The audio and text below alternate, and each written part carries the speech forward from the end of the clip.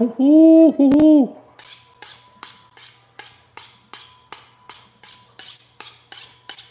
Hoo-hoo-hoo-hoo. What up, what up, what up? What's happening, my dog? What's up, what's up? Addis, what's up? Hosea, what's up? Yeah. What up? Say hi, say hi, say hi. Yes, happy Father's Day, Eric. Yes, what's up, little Chris? What's good, what's good, what's good? Stella, what's good? Thank you, thank you. What up, Shoes All? What's happening? What's cracking? Happy Father's Day to all the fathers out there. Had a long day today. I already did legs I was at the gym 6 this morning. Came home about 8:30. Yeah, about 8:30, close to 9. What'd I do? Oh, I started posting. No, I already did some TikToks. I guess I got the kids ready to go. We went to the pool. You guys could go on my IG and Snapchat and see all that. For those that know, I do day in the life on Snapchat every day. You see what I eat, my workouts, cool stuff every day, all day. I post like 100 and anywhere from 90 to 120 snaps every day. Instagram, I'm on there every day. So yeah, make sure you guys go on there. TikTok is strictly for selling, guys. That's all I use TikTok for.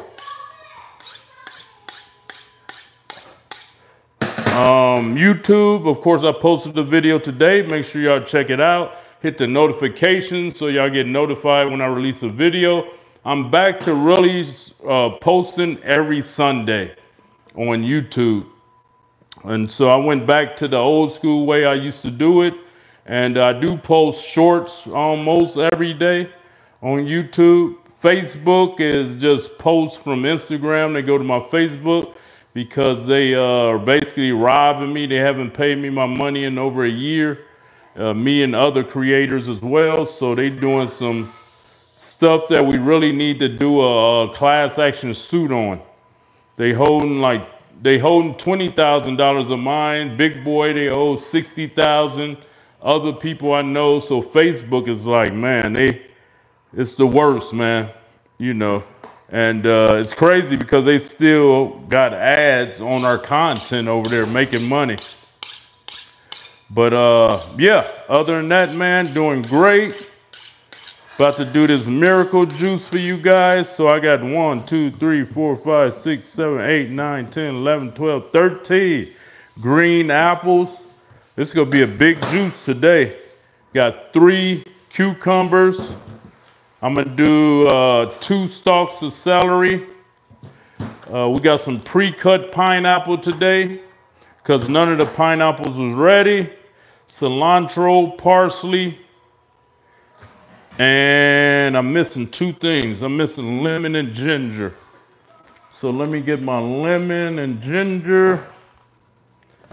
Hope you guys having a great day. I am, man. Have fun with the kids at the pool. Did some videos. Make sure, hey, if y'all do like buying stuff, go to my TikTok because I'm selling a lot of stuff over there. So we got 2 lemons, ginger, and this is the miracle juice, man. It's gonna be a big one today because I have 13 green apples. I have 3 of these huge cucumbers. I got these stalks of celery, and we're gonna do some story time, man. I know y'all like those story times. So I wanna go to childhood, man. You know, my childhood was good until a younger one was born into my family. And that's when all my problems arise, man. I had an older brother, 4 years older. The one I tell y'all about, he unalived himself my senior year of high school. He was my role model. He was my idol. He was actually like my God, to be honest. And I would protect him with my life, man. He was a genius. He was best dressed. He was everything to me, man. My older brother, he was 4 years older than me.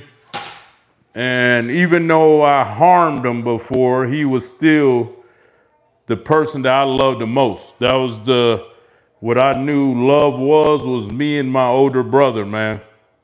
And 4 years apart as a kid is a low, it's a big span of time when you're a kid. You know what I mean? So I thought I knew him, but, I really didn't. But anyway, I knew, we lived in the same house and I wanted to be like him. He was a genius. He was valedictorian. Every school he went to, he just read a book once and memorize it. And so, yeah, I hope, it say in the Bible, man, if you unalive yourself, you ain't making it to heaven. So I don't feel he in heaven.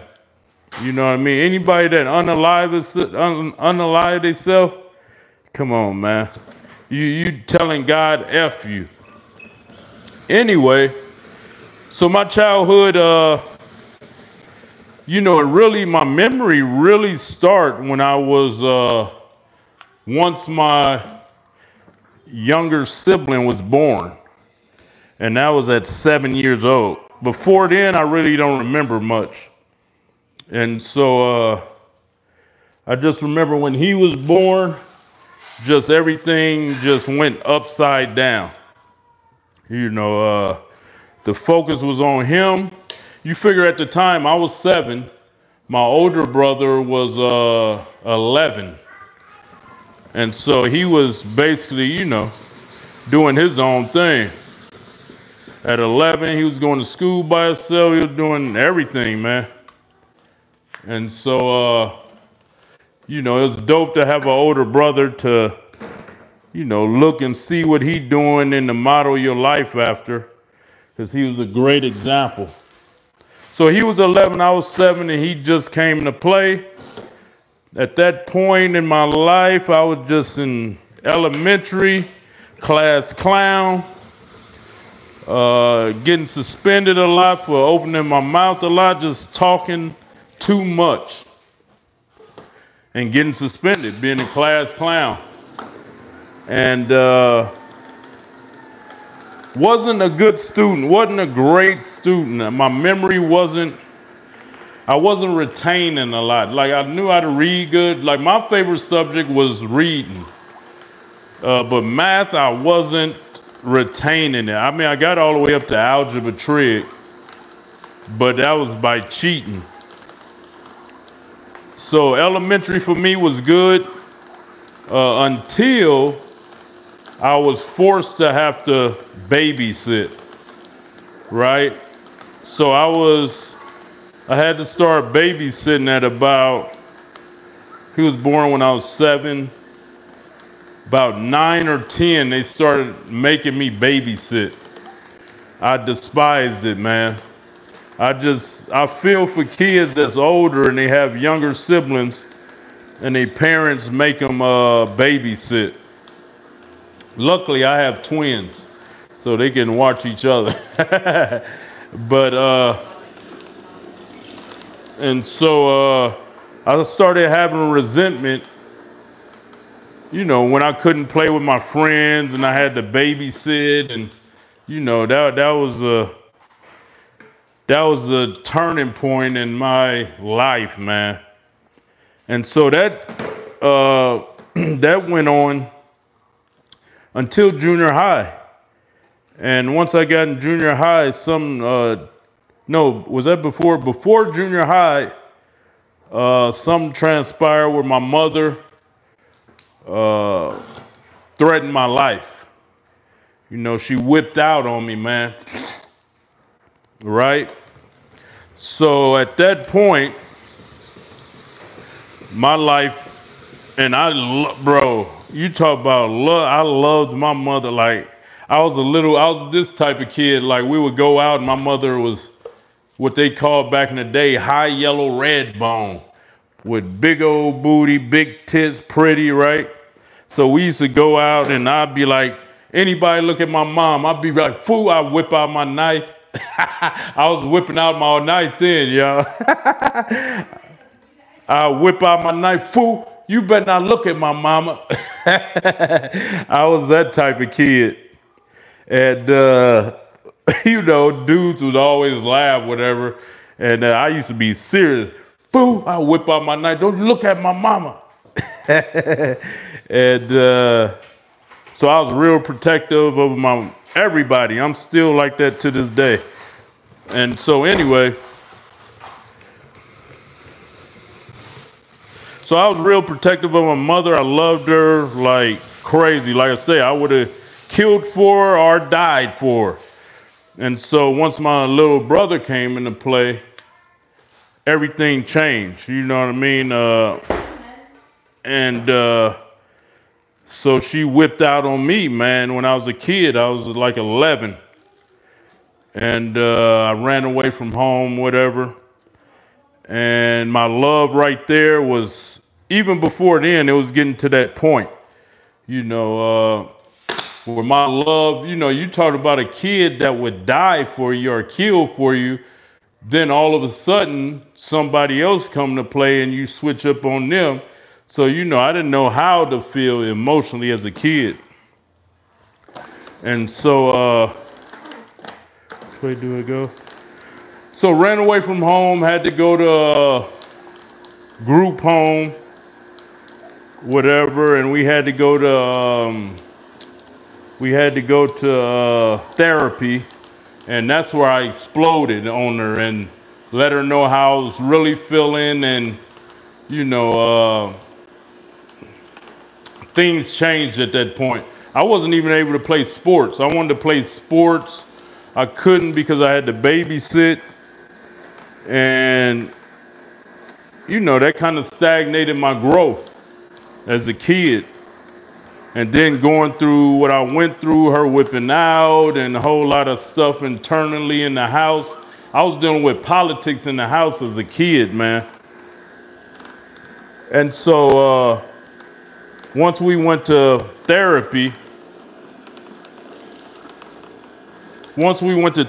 I exploded on her. She knew exactly how I felt.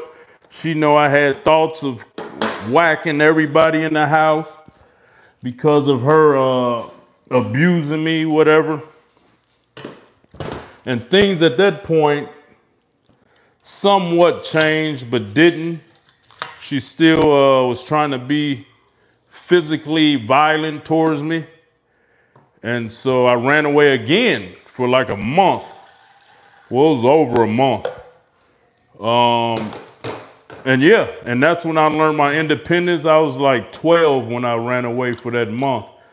So I was like 12. And if any of you guys want to know like more in depth, I have my book out, Ex-Con to Icon. My autobiography that I wrote hand for hand is sold real well and still selling on Amazon. So you could get it on Amazon, Ex-Con to Icon. So bam, ran away again for a month. And then once they found me, and it's funny how it happened, because I was staying with an in-law.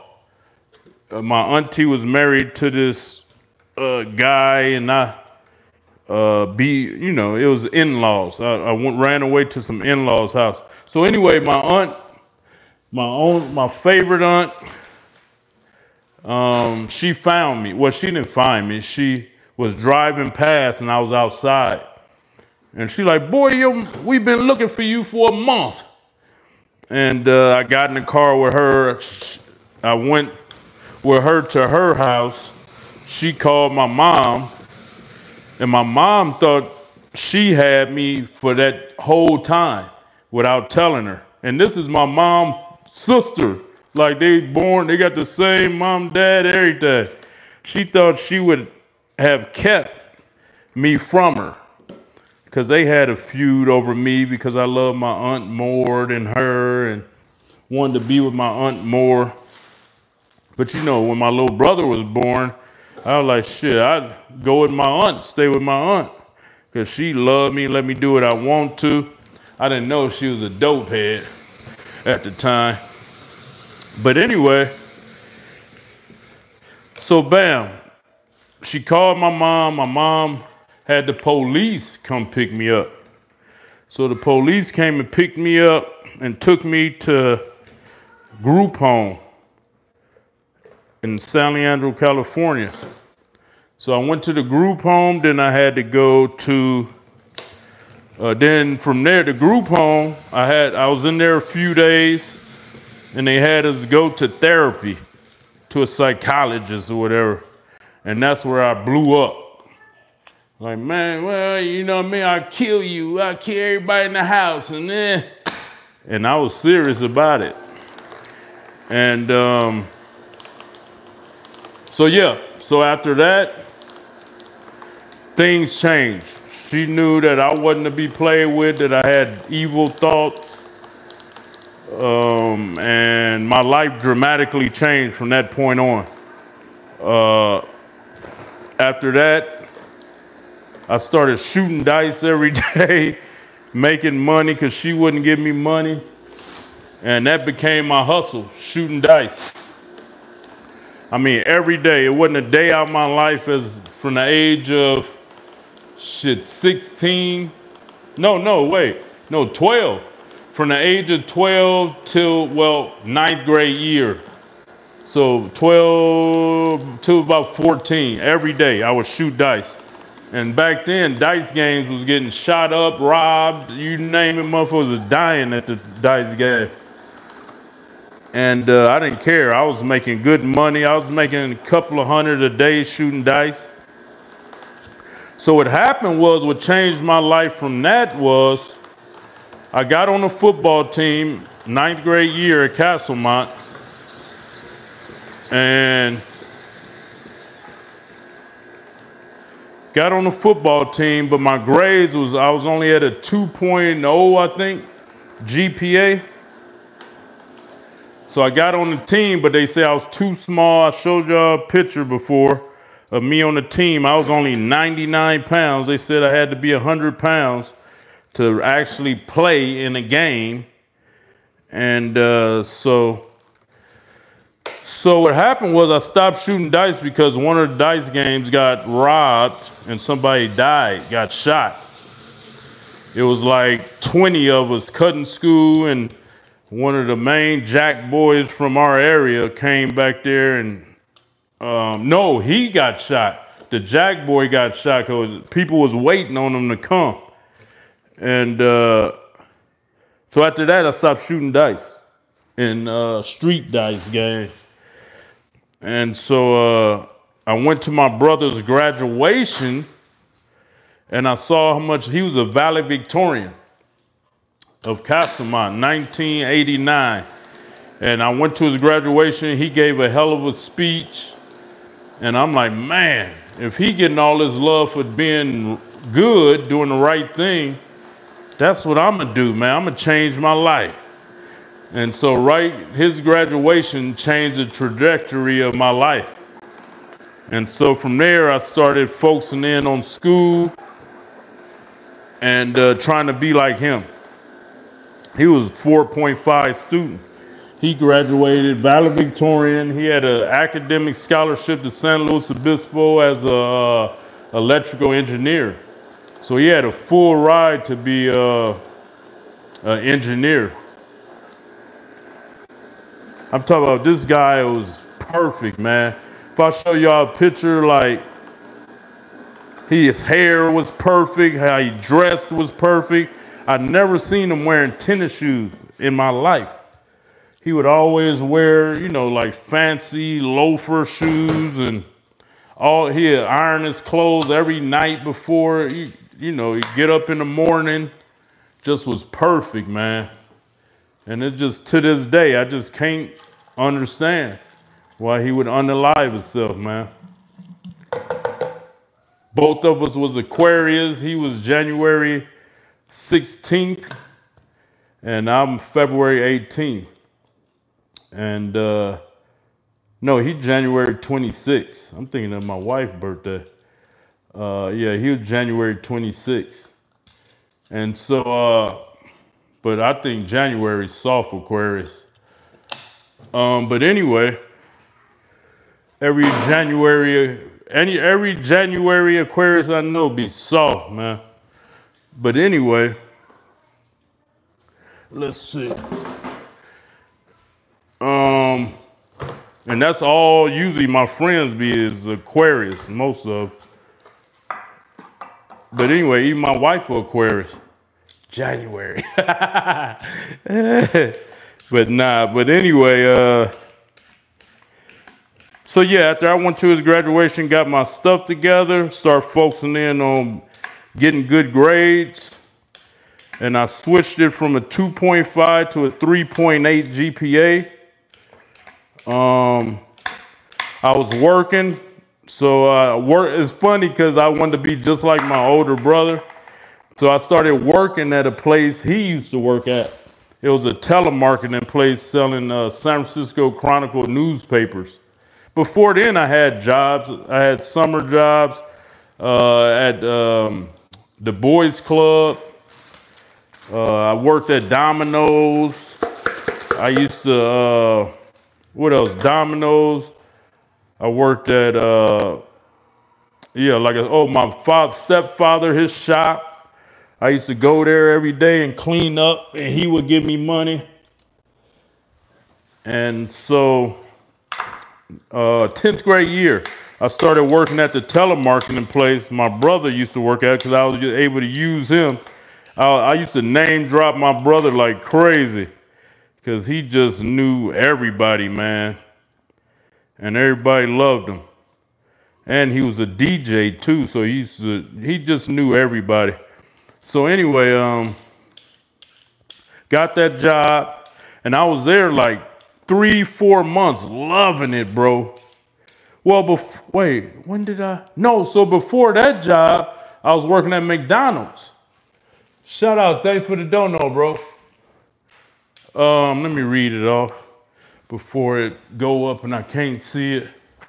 So before I work hard, brother, thank you for that, Ocean. Appreciate you, brother. God bless. So yeah, so before I had the telemarketing job, I was working at McDonald's.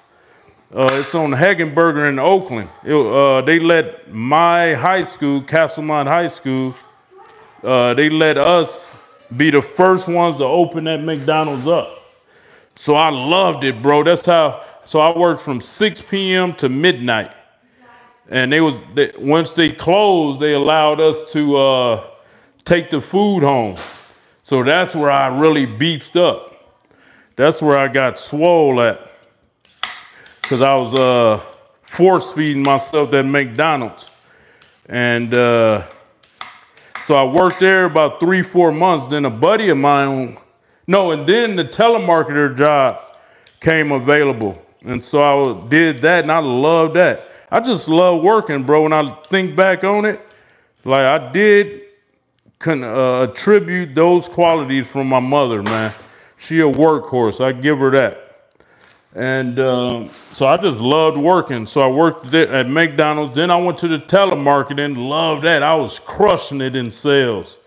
I was selling San Francisco Chronicle newspaper to call people, see if they wanted a subscription. Was killing it. Did that 4 months. Then a buddy of mine that I played football with, Bobby, Big Bobby, I remember his name. Bobby said, hey, it's a job. I work at 24-Hour Knotless, which was the first one, by the way, guys. It was the first 24-hour fitness, but they called it 24-Hour Knotless in San Leandro, California. He like, it's an opening for a porter position, because I was the swollest kid in high school, so everybody knew I loved working out, loved the gym. He was like, it's a position open. Do you want it as a porter? And I'm like, heck yeah. And this is I was going into the 10th grade. And I'm like, heck yeah. He got me the job. So I was working at 24-Hour Knotless from the 10th grade, beginning of the 10th grade, really 9th grade. Ended 9th grade all the way till I graduated. Senior year, I loved it. I went every day to work, bro. But guys, during this time, I also started getting bad migraines from hitting in football. I got the goosebumps now. I got the chills. I got terrible migraines just popped out of nowhere. Like, and I didn't know what was happening, man. Went to the doctor once. They did a scan, whatever. They didn't find nothing. So it just persisted. I started getting migraines like at least once to 2 times a week. But these migraines was crazy. These migraines always would happen after I worked out crazy. And it's crazy. I never had it in a football game.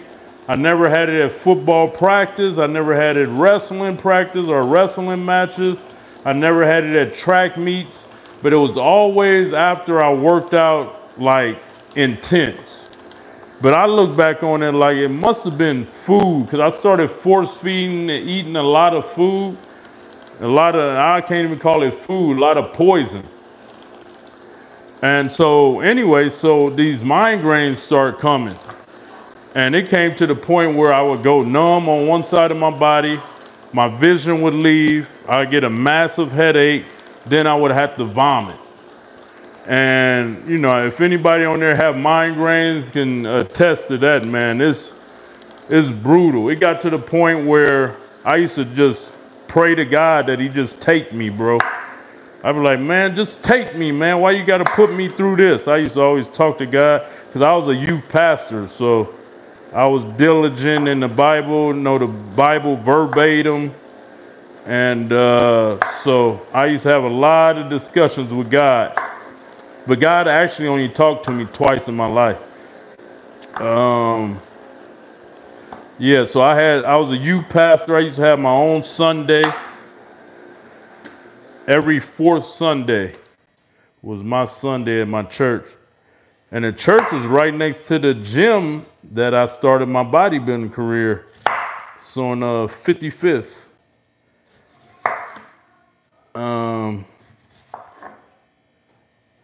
Yeah, I just had a flashback, excuse me. And so yeah, guys, I was getting migraines terribly. And man, I just pushed through it, bro. It was something to deal with, man. I deal with those from the age of 14 to 31 years old, guys. And we didn't take medication, aspirin, Motrin, nothing. I would just deal with it.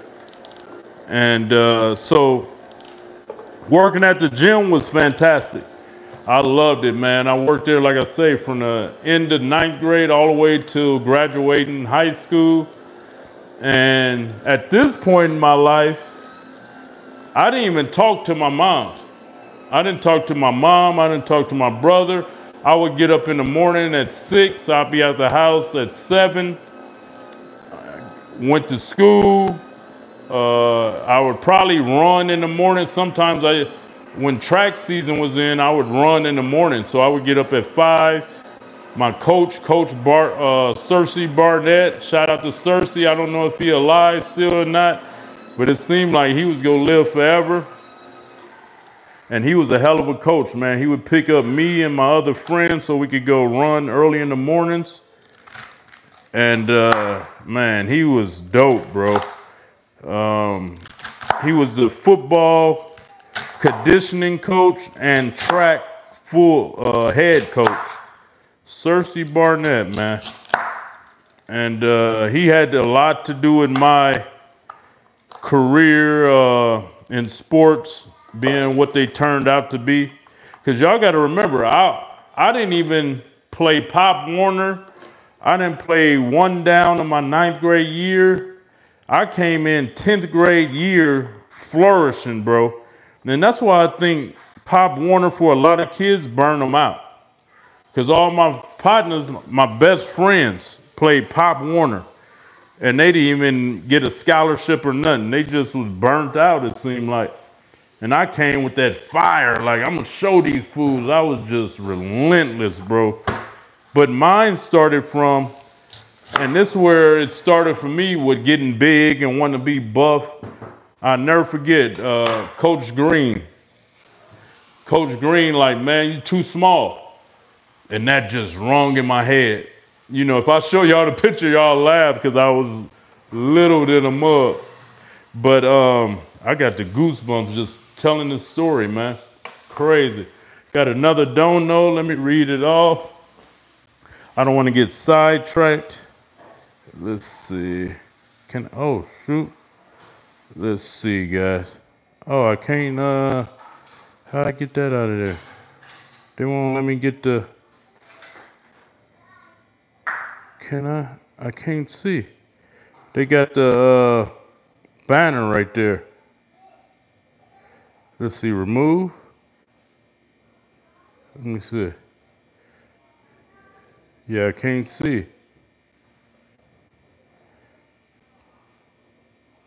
They won't let me get rid of this banner. Report. Hey. I can't move the comments, nothing. Oh, there we go. All right. I thought somebody, oh yeah, Logan Gaffney, thank you. I don't have much, but would like to contribute. Thank you, Logan. Much love to you, brother. God bless. Let me get there. So, bam. So Coach Green, he was like, man, you too small, man. You got to put on some weight. So right when he told me that, I started stealing Muscle and Fitness magazines. And I never forget, it was I used to read them page for page. So I read the article about Arnold Schwarzenegger saying he ate 5,000 calories a day. Actually, I think it was 6.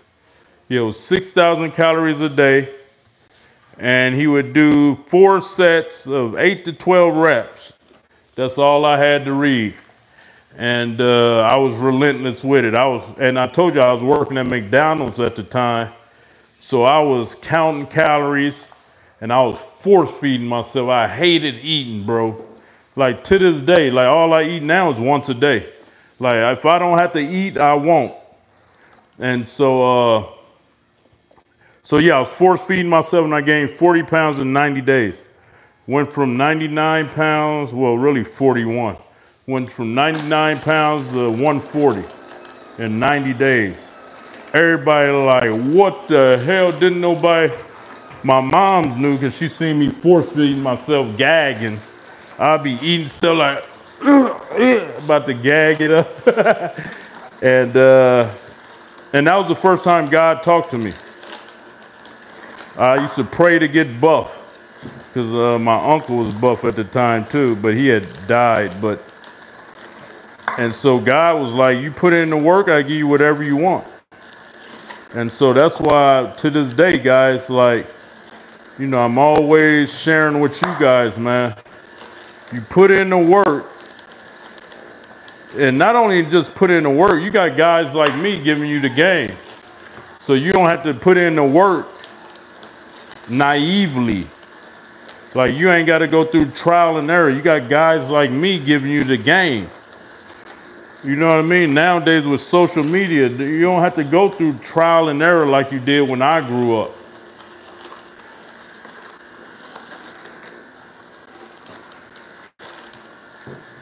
So bam, I read the magazines, implemented it, got buff in 90 days, man. And came back on the football team, 10th grade year, relentless. Hitting everybody, and that's when the migraines started too. Did the migraines start then or? Yeah, I think the beginning of my 10th grade year. And yeah, I was just relentless. They called me the headhunter because I don't care about getting an interception. I played safety. I started at, well, I didn't never come off the field because back then when I grew up in my high school, it was the worst high school to go to in Oakland, California, called Castlemont High School. They used to call it Herpes High because a lot of the people there had herpes or was contracting herpes, and so it wasn't many of us. It was about maybe 20 at the most football players on the team. So I had to play offense, defense, and special teams. And so never came off the field, man, and that's, you know, what I was used to. But my main position was safety. And so that's what I got recruited at. Eventually, my 12th grade year was safety, because I had highlight reels of just knocking people out. And then finally, my senior year, my coaches used to tell me, man, start going for the interception. We know you can hit. And so I actually I got like my senior year, like 10 interceptions. And so 12th grade year, man, you know, I tell this story all the time. 12th grade year, January, get a call that my older brother, my idol, my God at the time, he wasn't my God, he was my idol though. I looked up to him. Found dead, man. Shotgun, self-inflicted shotgun to the chest. And that just, I went black. I went dark, bro. And so yeah, I went dark and just put my head down and worked out and practiced like a madman. Stopped talking to people. And yeah, that changed everything, bro. I think every day I be thinking like, man, what if he wouldn't have did it? And he only would have been 54 right now. I'm like, what if, I was just thinking about that last night. Like, he would have only been 54. And I'd be like, what if he didn't did, you know what I mean? Like, I know my life would have been different because I would have been caught. I used to call him all the time and consult with him. Like, what you think about this? Should I do this or that? And he would give me advice. And after that happened with him, I didn't have nobody to turn to for advice. So I just, you know who started giving me advice? The devil. So that's why I feel for people that, you know, deal with, you know, losing somebody and they don't have nobody to talk to, because I've been in that position. So yeah, man, it was the track season that happened. I put my head down, and not in a bad way. When I say that, I mean, I just started working double hard on being the best I could be. I stopped talking to people. I became an introvert, antisocial, and a little demonic, you know. And for sports, it worked good because I just became fearless. It was track season, football season was over already, so I'd already knew I was gonna go to Fresno State. And yeah, I just got strong as possible, fast as possible. Went to the 1993 CIF track state meet in the 110 hurdles and 4x1 relay. I think I got like third. Did I get third in the 110 hurdles? Yeah, I think I got like third. So yeah, man, so graduated senior class president, 3.83 overall GPA. SAT score sucked. Went on to Fresno, and that's when it all really changed.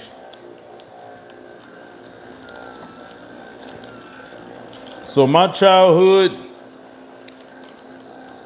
from 7 to 12, was, how can I put it in words? Challenging. It was challenging, man. But I played, you know, when people hear my story, they be like, man, you had it rough. I didn't look at it as rough. I looked at it as a chess game. Like, I looked at life from a kid as a game. Like, either you go let it break you, or either you go break through it. And that was as a kid, bro. I already knew in the house, we had these politics. You know, they loved him more than they loved us, and you know, so I just learned to play the game. Same in football. Like when they told me I was too small, I just triumphed. I'm like, I'm gonna show these fools, and I came back the only player in like 5 years of that high school getting a full scholarship. And I didn't even play Pop Warner, didn't start playing truly until my 10th grade year. Daddy. So, Dad, go out, y'all just ate. So, you know, the moral of this story, this message, is that don't let your childhood and what happened to you in the past hold you back, man. A lot of us do that. And I mean, hey, a lot of that stuff, like my mom's whipping out on me and different shit like that, made me who I am even today. Like when she did that, I vowed I'd never let nobody whip out on me again. And from that point on, I was always on the offensive. I shot first, stabbed first, knocked the motherfucker out first without, you know, I grew up in a sneaky environment around sneaky people, so they didn't argue with you, they didn't pre-warn you they go do something to you, they just did it. And that's how I grew up, man.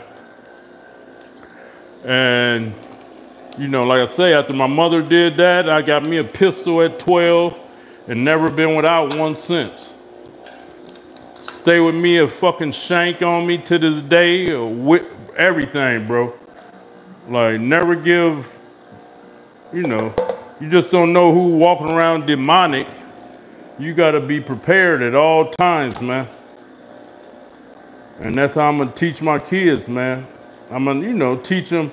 Difference with my kids, I'm gonna teach them, I'm letting them do whatever they, you know, we trying different things. Karate, football, my daughter in dance, and, you know, we go let them do jiu-jitsu, gymnastics, and I done had that. I had to run away to play sports, bro. Like, my mom wanted me to babysit instead of being a boy playing sports. And so my kids, they ain't gonna have to deal with none of that. I'm putting them in a position they ain't got to worry about paying their bills and, you know, different stuff like that, man. Because if you worried about money all your life, you never go be at your full potential. And I didn't know that until I was 34 when I moved to LA. Like, I couldn't, bro, like being in Oakland in that negative environment, like, I didn't know my full potential. I had it in me, but it just the environment was causing me to walk around with machine guns and bulletproof vests and, you know. But God knows all, man. One thing about it is I was never scared to leave where I'm comfortable being. A lot of y'all, oh, my family live here, oh, this, and that's all that's holding you back. Like, you don't have the balls and the guts to move from where the comfortable environment you've known to be at. I just up and left. Me and my ex at the time, like, just got a U-Haul and moved to LA. I didn't know not a single soul out here. And a lot of y'all ain't got the balls. You ain't got the guts. And that's what's gonna be your downfall. Even to this day, I'm like, man, I might, if they getting weird like this in LA, I'm a cut, bro. It's just nowhere better than where I live right now in the country to me, far as school system, safety, weather. I'm in Orange County, man, and where I'm at is #1 safest place in the country. School system immaculate. Weather is super dope. Of course it's expensive, but everywhere could be. You got to think, if you got to pay $500 a month rent, and all you making is $500, that's expensive, right? So it just, you know, we got to turn up our hustle, man. But you know, I did say if they raise that gas like they talking about doing, but I had to get an electric car then, which I don't mind getting a Taycan Porsche. And what I say I would get electric, I would get the Mercedes-Benz EQS or something electric if I do. But yeah, guys, that's it for the juicing. It looked like it's caught up in there because this ain't coming out either, so it is caught up. So let's put this last bit up in here. And that's the Miracle Juice. If any of y'all just hopping in, I did the Miracle Juice. You can put it in the search bar, Kali Muscle Miracle Juice. And this is it. This is, yeah, I put the ginger in there. I was yapping so much. Let's see, let's mix it up, give it a taste test, guys. Let's see, let me move this back a little bit. Thank you guys for all being in here, letting me vent. Basically, I'm telling y'all the book. That's in my book, X-Con to Icon. Let's do a taste test, y'all. Do a taste test, baby.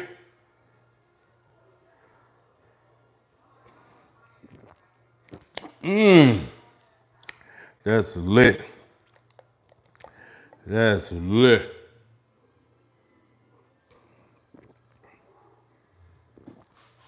Much love to everybody. Thank y'all for stopping by. See you on the next one. Stay strong, baby. Stay strong.